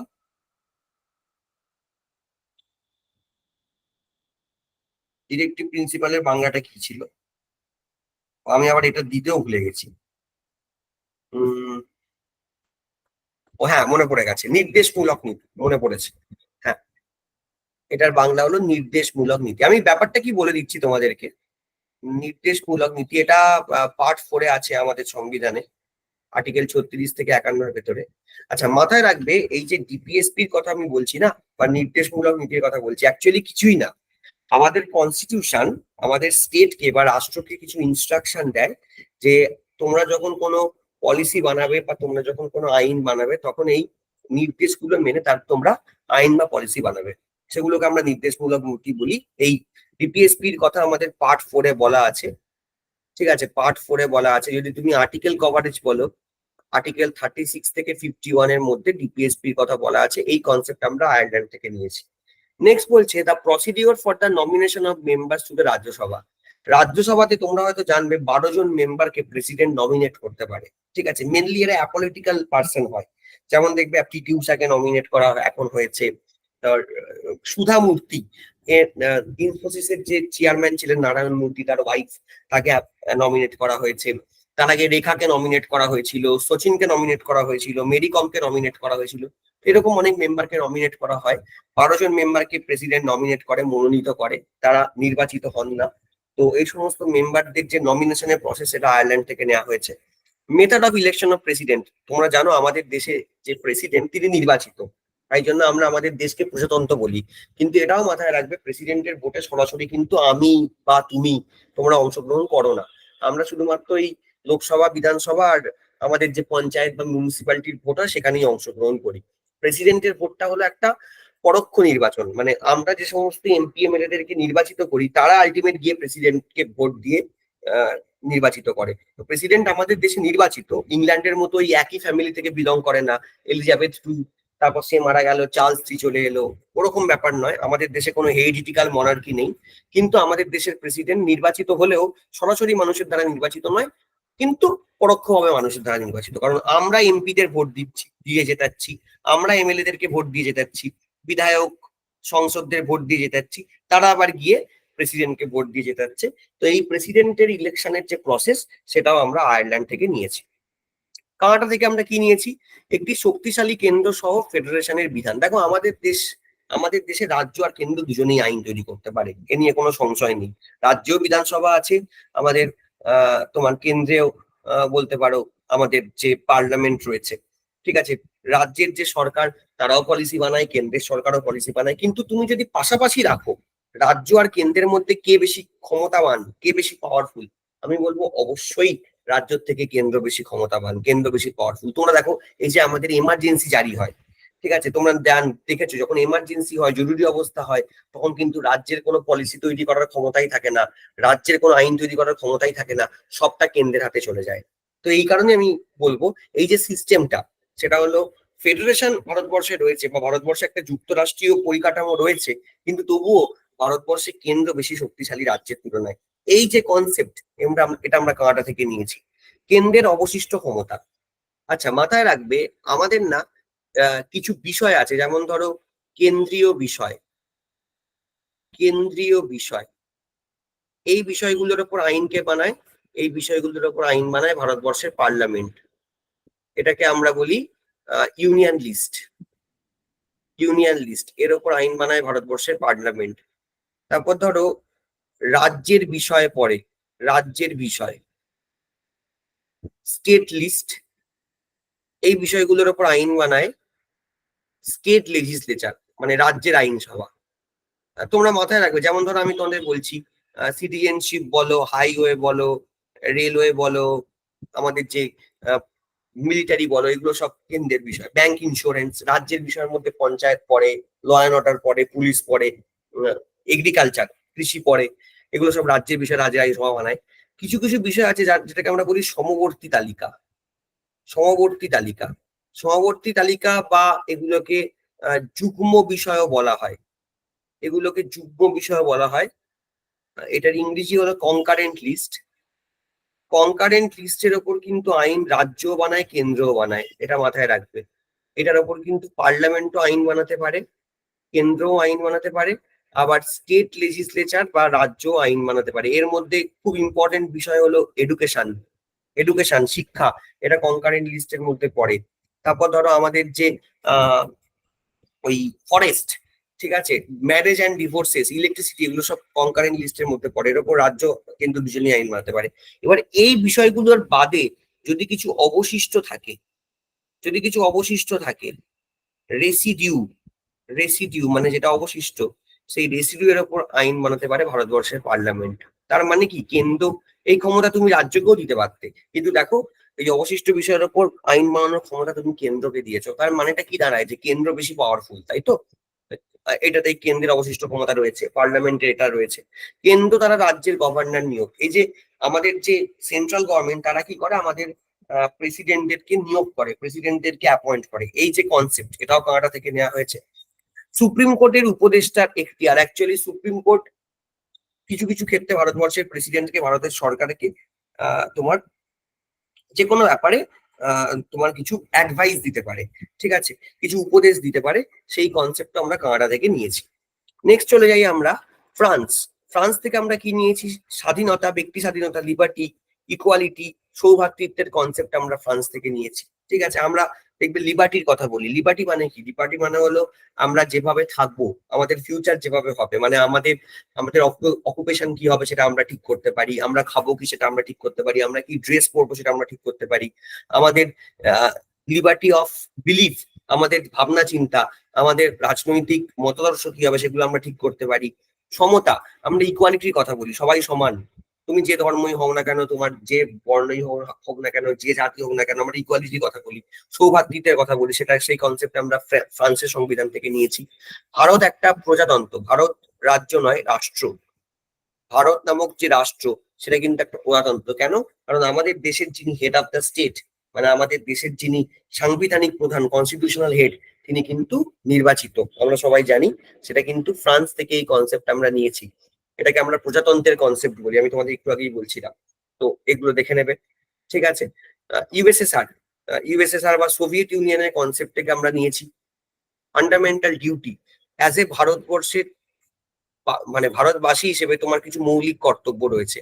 এই মৌলিক কর্তব্যের কথা আমাদের যে আর্টিকেল 51 এর ভেতরে পার্ট 4 এর ভেতরে বলা আছে, ঠিক আছে। ভারতের সংবিধানকে আমাদের মেনে চলতে হবে, ভারতকে ভালোবাসতে হবে, দেশকে ভালোবাসতে হবে, দেশের সংবিধানের প্রতি একটা কি বলতো, একটা সম্মান বজায় রাখতে হবে, দেশের যে পতাকা, দেশের জাতীয় সঙ্গীত, সেগুলোকে তার উপর সম্মান দিতে হবে, এগুলোর কথা বলা আছে আর্টিকেল 51-এ।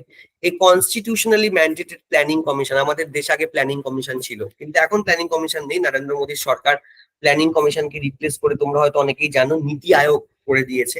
1 জানুয়ারি 2015 থেকে এই প্ল্যানিং কমিশনের কনসেপ্ট সোভিয়েত ইউনিয়ন, ইউএসএসআর থেকে নেওয়া হয়েছিল। বাই দ্য ওয়ে, এখন কিন্তু ইউএসএসআর নেই, এখন ইউএসএসআর ভেঙে এটা রাশিয়া হয়ে গেছে, তোমরা অনেকেই জানো। যখন এদের কমিউনিস্ট রুল ছিল, তখন এখানে সোভিয়েত ইউনিয়ন ছিল। এছাড়া আমাদের দেশের যে জাস্টিস, বিচার পাওয়ার ক্ষমতা, সামাজিক বিচার, ইকোনমিক জাস্টিস, পলিটিক্যাল জাস্টিসের কনসেপ্ট, সেটা প্রিএমবেলে আছে, আমাদের প্রস্তাবনার ভেতরে আছে, সেটাও আমরা সোভিয়েত ইউনিয়ন থেকে নিয়েছি, ঠিক আছে। এগুলো একটু পয়েন্ট করে করে পড়া আছে, পড়ে নেবে। সাউথ আফ্রিকা থেকে আমরা কনস্টিটিউশন সংশোধনের প্রসেস পড়েছি। তোমরা জানো আমাদের যে কনস্টিটিউশন আছে সেটাকে কিন্তু আমরা চাইলে সংশোধন করতে পারি, আমরা চাইলে অ্যামেন্ড করতে পারি।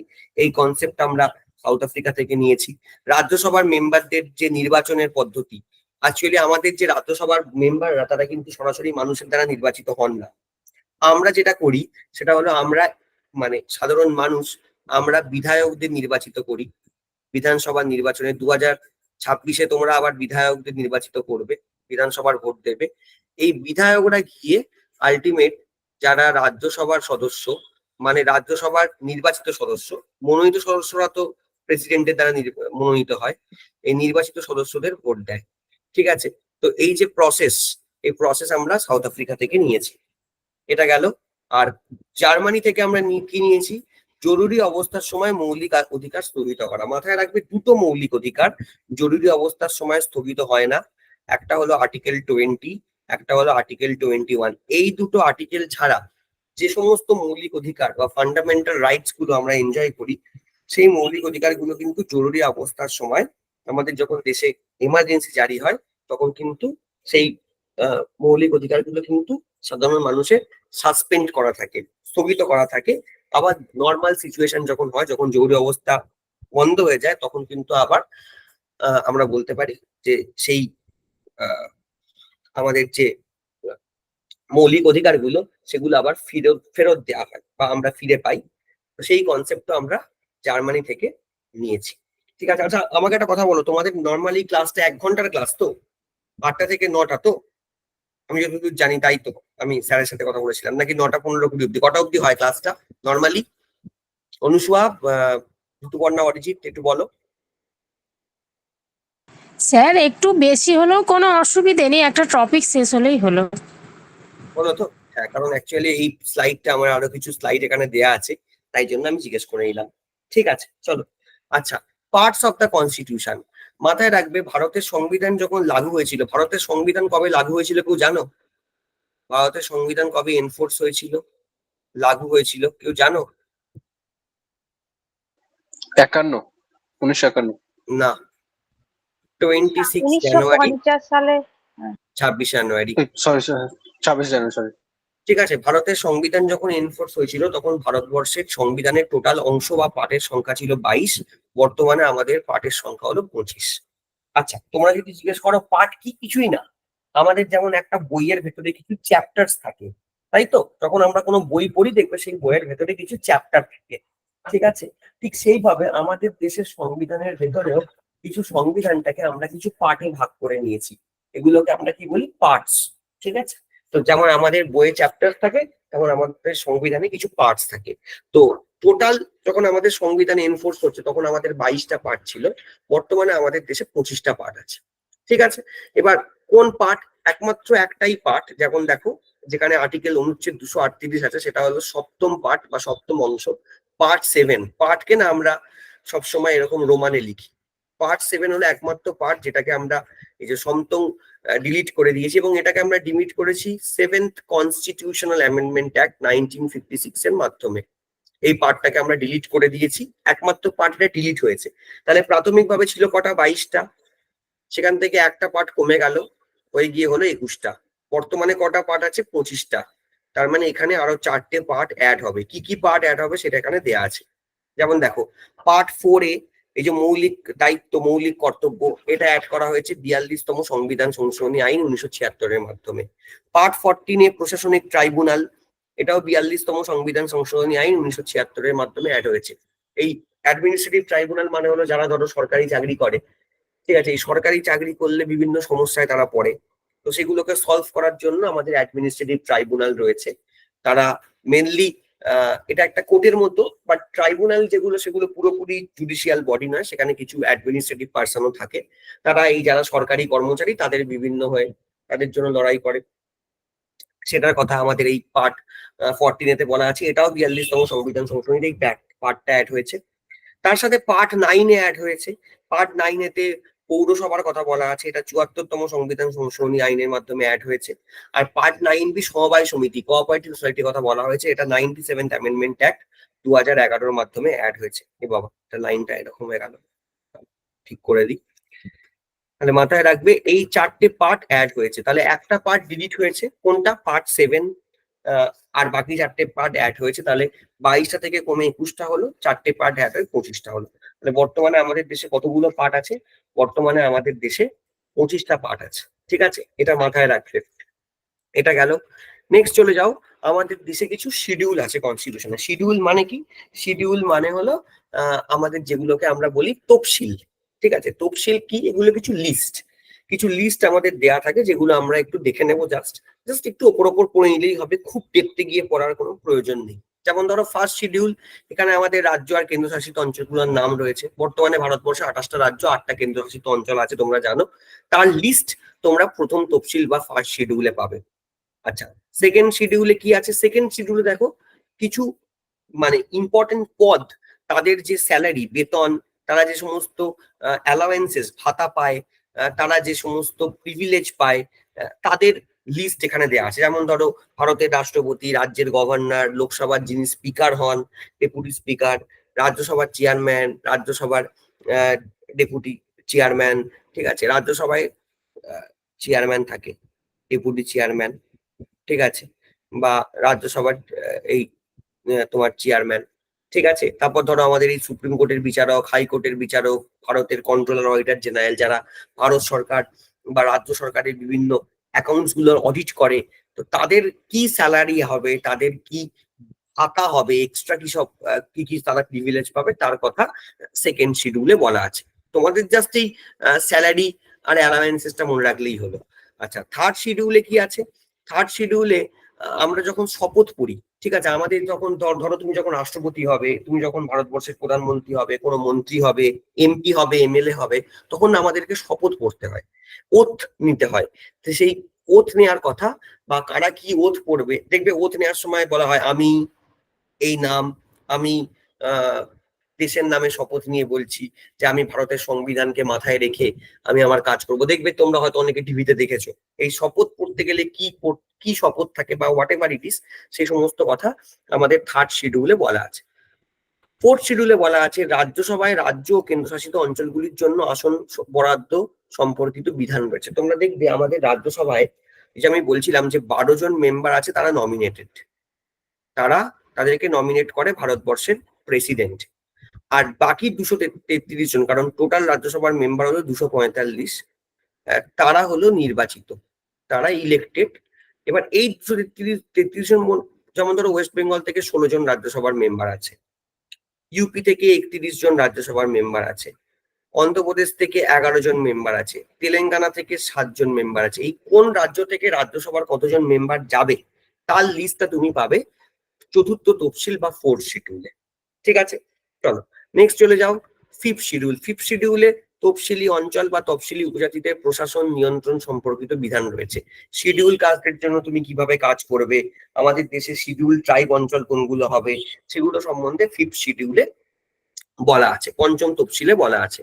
ষষ্ঠ তফসিলে কিছু কিছু উপজাতীয় অঞ্চল, ট্রাইবাল এরিয়ার প্রশাসন কিভাবে কাজ করবে, যেমন ধরো আসাম, মেঘালয়, ত্রিপুরা, মিজোরাম, এই সমস্ত রাজ্যের প্রশাসন কিভাবে কাজ করবে। কারণ জানো তো, ট্রাইবাল যারা অঞ্চল বা আদিবাসী অঞ্চল, সেখানে কিন্তু নর্মাল পার্লামেন্টের আইনগুলোকে তুমি প্রযোজ্য করতে পারবে না, কারণ ট্রাইবালদের একটা আলাদা কালচার হয়, এটা তোমাকে বুঝতে হবে। ট্রাইবালদের একটা আলাদা সংস্কৃতি হয়। নর্মাল আমরা যেভাবে লাইফস্টাইল লিড করি, একটা তুমি যদি ত্রিপুরার কোনো একজন ট্রাইবালের কাছে যাও, ইভেন শুধু এই 4টে রাজ্য এখানে বলা আছে, তুমি যদি মধ্যপ্রদেশে জানো মদ আছে, ভিল আছে, তো তাদের যে জীবন ধারণের যে বৈশিষ্ট্য, তার সাথে কিন্তু আমাদের নর্মাল লাইফস্টাইল মিলবে না। তো সেই সমস্ত অঞ্চলে কিভাবে প্রশাসন কাজ করবে, সেই সমস্ত অঞ্চলে সরকার কিভাবে কাজ করবে, তার যে প্রসেস, সেটা সিক্স শিডিউলে বা ষষ্ঠ তফসিলে বলা আছে, বুঝলে। চলো সপ্তম তফসিল, আমি অলরেডি বলেছি যে আমাদের 3টে তালিকা আছে না, বলছিলাম, কেন্দ্রীয় তালিকা যার উপর পার্লামেন্ট আইন বানায়, স্টেট লিস্ট যার উপর রাজ্যের আইনসভা আইন বানায়, আর যুগ্ম লিস্ট মানে হলো কনকারেন্ট লিস্ট, অস্ট্রেলিয়া থেকে যে কনসেপ্ট নেওয়া হয়েছে, যেখানে রাজ্য আর কেন্দ্র দুজনেই আইন বানায়, যেমন এডুকেশন, ফরেস্ট, এগুলো সব পড়ে।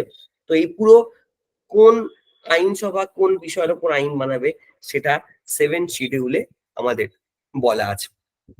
8 শিডিউলটা দেখো, 8 শিডিউলে আমাদের টোটাল 14টা ভাষা ছিল, পরে বর্তমানে আরো 8টা ভাষা অ্যাড করা হয়েছে। মাথায় রাখবে এই ভাষাগুলো সাংবিধানিক ভাবে স্বীকৃত, মানে কনস্টিটিউশনালি রেকগনাইজড, বুঝতে পেরেছো। এই ভাষাগুলোর লিস্ট তুমি পাবে 8ম শিডিউলে। যেমন দেখো আসামি, আসামিটা এটা নয়, অ্যাকচুয়ালি এটাকে অসমিয়া বলে, অসমিয়া, ঠিক আছে, অসমিয়া, আসামিজ, বাংলা, বোড়ো, বোড়ো কথা, বোড়ো ল্যাঙ্গুয়েজটাও আসামে বলে। তারপর ধরো ডোগরি, ডোগরিটা বলে তোমার কাশ্মীরে, গুজরাটি, হিন্দি, কন্নড় হলো তোমার কর্ণাটকে, কাশ্মীরি। তারপর ধরো কোঙ্কনি, কোঙ্কনিটা গোয়াতে বলে, মাইথিলি বিহারে বলে, মিথিলা যেখানে সীতার বাড়ি ছিল, মালায়ালামটা কেরালায় বলে, মণিপুরি, মারাঠি, নেপালি আমাদের দার্জিলিং অঞ্চলেও বলে, সিকিমে বলে, লাদাখে বলে, ওড়িয়া, পাঞ্জাবি, সংস্কৃত, সান্থালিটা তুমি পশ্চিমবঙ্গেও সাঁওতাল এরিয়াগুলোতে পাবে, ঝাড়খণ্ডে পাবে, তোমার ঝাড়খণ্ড টেটেরই মেনলি ক্লাস এটা, সেখানে তুমি সান্থালি পাবে, বিহারে কোনো কোনো অঞ্চলে পাবে, উড়িষ্যাতেও কোনো কোনো অঞ্চলে পাবে। সিন্ধিটা মেনলি তুমি সিন্ধ মানে পাঞ্জাবের দিকে পাবে, পশ্চিম পাঞ্জাবের অঞ্চলগুলোতে পাবে, তামিলনাড়ুতে পাবে, তেলেগু অন্ধ্রপ্রদেশ তেলেঙ্গানায় পাবে, উর্দু। খেয়াল করে দেখো, এই যে আমাদের সাংবিধানিকভাবে স্বীকৃত যে ভাষা, তার মধ্যে কিন্তু এখানে হিন্দি ভাষার কোনো উল্লেখ নেই। খেয়াল করে দেখেছো? এই সরি, হিন্দি বলছি, এখানে কিন্তু ইংলিশের কোনো মেনশন নেই। এখানে কিন্তু কিছু কিছু ল্যাঙ্গুয়েজ আছে যেগুলোর মেনশন নেই। তোমাদের প্রশ্ন দেয় যে কোন ভাষাটা আমাদের অষ্টম তফসিলে বলা নেই, খেয়াল করে দেখো, এখানে ইংলিশ বলা নেই, এখানে কিন্তু রাজস্থানী বলা নেই। মানে এইগুলো কিন্তু আমাদের দেশে প্রচলিত ভাষা, কিন্তু অষ্টম তফসিলে নেই, সাংবিধানিকভাবে স্বীকৃত নয়। খুব বিখ্যাত একটা ভাষা আছে, বিহারে খুব চলে, ভোজপুরি, ভোজপুরি ভাষা, কিন্তু এগুলো রিকগনাইজ নয়। এগুলো দাবি করা আছে যে এগুলোকে ঢোকাতে হবে। ঠিক আছে, দেখো এখানে ওই সিন্ধি যেমন আগে ছিল না, 21তম সাংবিধানিক সংশোধনী 1967 সালে সিন্ধিকে ঢোকানো হয়। 71তম সংবিধান সংশোধনী মানে যখন 71st অ্যামেন্ডমেন্ট অ্যাক্ট পাস হয়, তখন 3টে ভাষা যেমন কঙ্কনি, মেইতেই মানে মণিপুরি, নেপালি ঢোকানো হচ্ছে। আর 92nd অ্যামেন্ডমেন্ট অ্যাক্টের মাধ্যমে বোড়ো, বোড়ো ভাষাটা আমি তোমাদেরকে বললাম, যেটা আসামে বোড়োল্যান্ড বলে একটা জায়গা আছে, সেখানকার মানুষ বোড়ো ভাষায় কথা বলে। ডোগরিটা তোমার কাশ্মীরে পাবে। সান্থালি, মৈথিলি, এই ল্যাঙ্গুয়েজ গুলোকে অ্যাড করা হচ্ছে 92nd অ্যামেন্ডমেন্ট অ্যাক্টের মাধ্যমে। তো এগুলো কিন্তু এই ল্যাঙ্গুয়েজ গুলো কিন্তু অ্যাড করা হচ্ছে। কোন অ্যামেন্ডমেন্টের মাধ্যমে কোনগুলো অ্যাড করা হচ্ছে সেগুলো একটু দেখে নেবে, মাথায় রাখবে। টোটাল ছিল 14, দেখো সিন্ধি একটা হয় 15, এখানে আরো 3টে অ্যাড হয়ে 18, আর লাস্টে 4টে অ্যাড হয়ে 22। বর্তমানে তাহলে কটা ভাষা আছে? ইনিশিয়ালি ছিল 14, এখন আছে 22টা। এটা একটু দেখে নেবে। 9 শিডিউলটা অতটা পড়ার দরকার নেই, শুধু মাথায় রাখবে 9 শিডিউলটা ল্যান্ড রিফর্ম সংক্রান্ত। অ্যাকচুয়ালি আমাদের দেশে ল্যান্ড রিফর্ম আইনগুলো আগে করা পসিবল ছিল না, কারণ আমাদের যে প্রপার্টির অধিকার বা সম্পত্তির অধিকার, সেটা একটা মৌলিক অধিকার ছিল। মৌলিক অধিকারে যাতে জমিদারদের থেকে জমি নেওয়াটা খুব কঠিন হয়ে পড়েছিল, তখন প্রধানমন্ত্রী জওহরলাল নেহেরু 9 শিডিউল অ্যাড করে যাতে জমিদারি পলিসিটা আমাদের দেশে এনাক্ট করা যায়। শুধু এইটুকুনি পড়ে রাখলেই হবে, এর থেকে ডেপথে গিয়ে পড়ার কোনো প্রয়োজন নেই তোমাদের লেভেলে গিয়ে পরীক্ষাতে। 10th শিডিউল যেটা, সেখানে যেটা বলা আছে, দেখো এখানে বলা আছে অযোগ্যতা সম্পর্কিত বিধান রয়েছে দলত্যাগের ভিত্তিতে। তোমরা দেখবে আমাদের অনেকেরই এই প্রবণতাটা আমাদের পশ্চিমবঙ্গেও অনেক মানে শাসক দলের বা বিরোধী দলের মধ্যেও আমি দেখেছি যে এক দল থেকে জিতে অন্য দলে চলে যাওয়ার একটা প্রবণতা থাকে। ঠিক আছে, তো আমাদের দেশে যদিও সেটা খুব একটা প্রযোজ্য হয় না, কিন্তু আমাদের দেশে কিন্তু আইন আছে, জানো তো।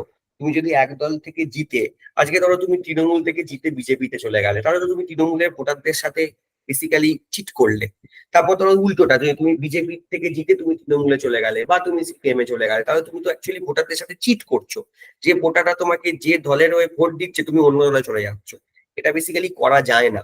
ঠিক আছে, তাই দলত্যাগ বিরোধী আইনের কথা আমাদের 10th শিডিউলে বলা আছে। এটা কিন্তু 52তম সংবিধান সংশোধনী আইনের মাধ্যমে 1985 সাল, যখন আমাদের দেশের প্রধানমন্ত্রী রাজীব গান্ধী, সেই সময় এটা এই আইনগুলো অ্যাড হয়েছিল। কিন্তু এই আইনগুলো আছে ঠিকই, বাট কতটা প্রযোজ্য হয় সেটা নিয়ে আমার মনে প্রশ্ন আছে, তোমাদের মনেও প্রশ্ন থাকার কথা। কারণ তোমরা অনেকে আমাকে বলো, আমার ছাত্রছাত্রীরা বলে, স্যার আমাদের তো দেখি প্রায় দল চেঞ্জ করছে, এ পার্টি থেকে ও পার্টি যাচ্ছে, কেউই তো স্যার দেখি আহ মানে আলটিমেটা দেখে তো সংসদ থেকে কখনো বহিষ্কার করা হয় না। বক্তব্যটা আমিও একমত।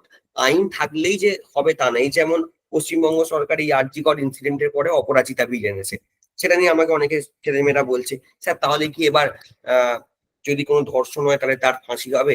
আমি তাদেরকে একটা কথাই বললাম, দেখো আইন তো এর আগেও ছিল, কিন্তু আইন এমন নয় যে আইন নতুন কিছু। আমাদের দেশে অলরেডি ধর্ষণ বিরোধী আইন আছে, এবং ধর্ষণের ক্ষেত্রে ফাঁসির শাস্তি হতে পারে সেইটাও আইনে বলা আছে। কিন্তু নির্ভয়া কাণ্ডের পরে কতগুলো ঘটনা এমন ঘটেছে যেখানে এরকম আমরা দেখেছি ধর্ষণের জন্য ফাঁসি হয়েছে। খুব একটা হয় না। সমস্যাটা আইন নিয়ে নয়, সমস্যাটা হলো আইনটা কতটা অ্যাপ্লাই করছো বা সরকার কতটাকে এনফোর্স করছে, তার উপরে কিন্তু সবটা ডিপেন্ড করে। সবসময় আমি এটা বলি। তো তরত্যাগ বিরোধী আইন আমাদের 10 শিডিউলে বা 10ম তফসিলে থাকলেও সেটা কতটা ভারতবর্ষে প্রযোজ্য সেটা নিয়ে আমার মনে যথেষ্ট সংশয় আছে। আমি শিওর আজকে পড়ার পর তোমাদের মনেও সংশয় থাকবে।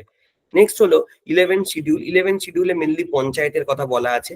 আমাদের পঞ্চায়েতের ক্ষমতা, তার কর্তৃত্ব, তার দায়িত্বের কথা বলা আছে। মেনলি 29টা বিষয় নিয়ে 11 শিডিউল ডিল করে। 73তম সংবিধান সংশোধনীর মাধ্যমে 1992 সালে এটা যুক্ত হয়। আর 24 এপ্রিল 1993 সালে ভারতবর্ষে পঞ্চায়েতি আইনগুলো কার্যকর হয়। পঞ্চায়েত কি তার আগে ছিল না? ছিল, কিন্তু পঞ্চায়েত সাংবিধানিক স্বীকৃতি পায় 93 সালে 24 এপ্রিলে 1992 সালের 73তম সংবিধান সংশোধনী আইনের মাধ্যমে। ঠিক আছে, 24 এপ্রিলকে আমরা ন্যাশনাল পঞ্চায়েতি রাজ ডে বা জাতীয় পঞ্চায়েত দিবস সেলিব্রেটও করি, কারণ সেই দিন পঞ্চায়েতি আইনগুলো অফিসিয়ালি ভারত সরকার লাগু করে এবং সমস্ত রাজ্যে লাগুও হয়। ত্রিস্তরীয় যে পঞ্চায়েত আমাদের পশ্চিমবঙ্গেও রয়েছে বা অন্যান্য রাজ্যে রয়েছে, তোমরা জানো, গ্রাম পঞ্চায়েত, ব্লক লেভেলে পঞ্চায়েত সমিতি, জেলা লেভেলে জেলা পরিষদ, সেটা। আর 12 শিডিউল এটা 74th অ্যামেন্ডমেন্ট অ্যাক্টের মাধ্যমে অ্যাড হচ্ছে, 74তম সংবিধান সংশোধনীর মাধ্যমে অ্যাড হচ্ছে 92 সালে। এটা কার্যকর হয়েছিল 1 জুন 93। কারণ আইন তো শুধু তৈরি করলে হয় না, আইনটাকে আলটিমেট সরকারকে এনফোর্স করতে হয়। তো এখানে 18টা বিষয় বলা আছে, এখানে পৌরসভার যে ক্ষমতা তার কথা বলা আছে। তো এই মোটামুটি আজকের ক্লাস। তো আমাকে একটা কথা বলো, তোমরা তো আজকে অনেকেই প্রথম ক্লাস করলে আমার সাথে, মোটামুটি ক্লাস করে কেমন লাগলো? স্যাটিসফাইড? ঠিকঠাক? কারণ তোমাদের তো খুব ডেপথে পড়ার দরকার নেই, মোটামুটি ভাবে একটা আইডিয়া নিয়ে চলতে হবে, কারণ এমন নয় যে প্রচুর প্রশ্ন আসবে তোমাদের, কিন্তু একটা আইডিয়া, বেসিক আইডিয়া থাকতে হবে। সবাই বুঝতে পেরেছো তো? সবাই মোটামুটি ক্লিয়ার হয়েছে তো? হ্যাঁ স্যার। তোমাদের হ্যাঁ স্যার। সম্ভবত রেকর্ডিংও তোমরা পাবে, তো রেকর্ডিংটাও তোমরা দেখো। আর রেকর্ডিং দেখার পর যদি তোমাদের মনে হয় কোনো প্রশ্ন আছে তাহলে আমাকে কিন্তু জানাবে, ঠিক আছে? তাহলে আমি নেক্সট দিন তোমাদের ক্লাস যখন হবে, সম্ভবত তোমাদের নেক্সট সোমবার আবার ক্লাস হবে, আমি স্যারের সাথে কথা বলে নেবো, সেটা কবে হবে আমি জানি না, তো হয়তো নেক্সট সোমবারই হবে। তো তখন যদি কোনো প্রশ্ন থাকে আমাকে একটু প্রশ্ন করে নেবে, তারপর আমরা যে বিষয় নিয়ে আলোচনা করা সেটা করবো। বলো অনুসুয়া, বলো, কিছু বলছো? হ্যাঁ স্যার, বলছি স্যার এই সংবিধান সংক্রান্ত কোনো বই কি কিনবো বা আপনি? আমার মনে হয় আমার নোটই পড়ো, বই কিনতেই পারো। বাংলাতে ছায়া প্রকাশনীর একটা কম্পিটিটিভ এক্সামের জন্য বই হয়, ভালো বই। আহ, আমাদের ছেলেমেয়েরা নর্মালি যারা ডাব্লিউবিসিএস বিসিএস দেয় তারাই লক্ষ্মীকান্ত পড়ে।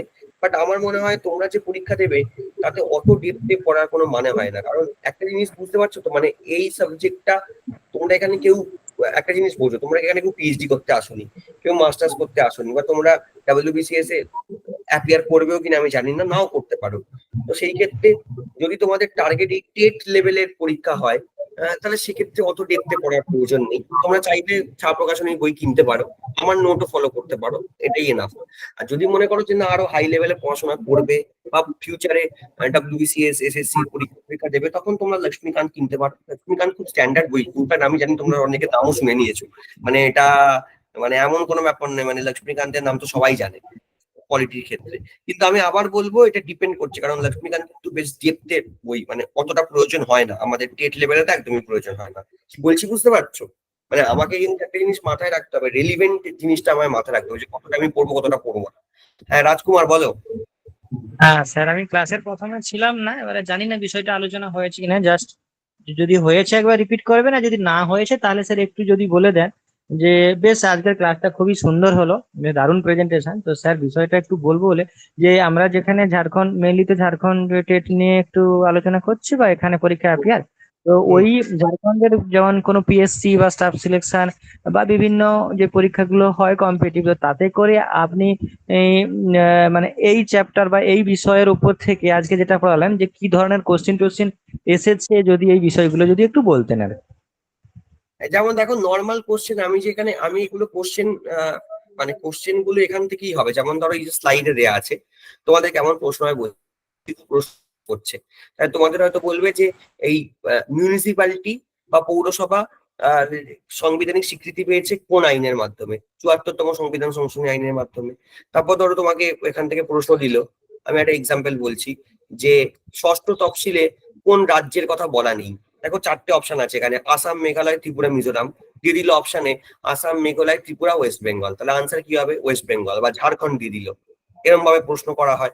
তারপর ধরো নর্মাল তোমাকে প্রশ্ন করা হয় যে ভারতবর্ষে মৌলিক দায়িত্ব আমরা আমাদের সংবিধানে অ্যাড করেছি কত সালে? 76 সালে। দেখো ফোর্থ পয়েন্ট বা ফার্স্ট পয়েন্ট বা ফিফথ পয়েন্ট দেখো অ্যাড করেছি, এবং কোন আইনের মাধ্যমে আমরা অ্যাড করেছি। 4টে অপশন দিয়ে দিল, 42তম সংবিধান সংশোধনী আইন, 44তম সংবিধান সংশোধনী আইন, 50তম সংবিধান সংশোধনী আইন, নাকি 56তম সংবিধান সংশোধনী আইন। আনসার কি হবে? 42তম। এই হবে প্রশ্ন। দেখ কি বলছি, বুঝতে পারছো? মানে বেসিক্যালি পুরো নোটটা থেকেই তুমি প্রতিটা লাইন থেকেই কোশ্চেন ফর্ম করতে পারো। বুঝতে পারলাম? ওই জন্য হ্যাঁ নোটটা স্যার, করতে হবে। এখানে কিছু বলছি স্যার প্রিভিয়াস ইয়ারের 2-3টা বছরের আগের যদি কোশ্চেন একটু আমাদেরকে দেয়া হয় তাহলে বুঝতে পারবো কোশ্চেনের প্যাটার্ন বা লেভেলটা কিরকম, মানে এটা বলতে পারছি। কিছু কোশ্চেন তো দেখেছিলাম অনলাইনে। তোমরা কি কোনো কোশ্চেন পাওনি অনলাইনে, নাকি সার্চই করোনি? সার্চ করিনি আর পাইনি। আচ্ছা ঠিক আছে, আমি যদি কিছু কোশ্চেন পাই আমি তাহলে পাঠিয়ে দেবো। ঠিক আছে, আমি নিজে কিছু কোশ্চেন দেখেছি, বাট একদম কোশ্চেনের কোনো বই অ্যাকচুয়ালি সমস্যাটা কি হয়, ঝাড়খণ্ডের পরীক্ষার সমস্ত প্রশ্ন তুমি কলেজ স্ট্রিট মার্কেটে পাবে না। আমাদের কলকাতার কলেজ স্ট্রিট মার্কেটে তুমি কেন্দ্রীয় সরকারের যে পরীক্ষাগুলো হয় তার পাবে, পশ্চিমবঙ্গের পরীক্ষাগুলো পাবে। ঠিক আছে, আমি যদি অনলাইনে কিছু পাই আমি ডেফিনেটলি পাঠিয়ে দেবো। ঠিক আছে, আমি খুঁজে একটু দেখে পাঠিয়ে দেবো। ঠিক আছে, ঠিক আছে, চলো। অনেকক্ষণ হয়ে গেল, ক্লাসটা 9টা 14 বাজে, 1 ঘন্টা 15 মিনিট হয়ে গেল। সবাইকে থ্যাংক ইউ, ধন্যবাদ। সবাই একটু ক্লাসটা দেখো পরের দিন। ঠিক আছে, আর একটু নোটটাও তাহলে স্যারের সাথে কালেক্ট করে নিও। থ্যাংক ইউ সবাইকে, গুড নাইট।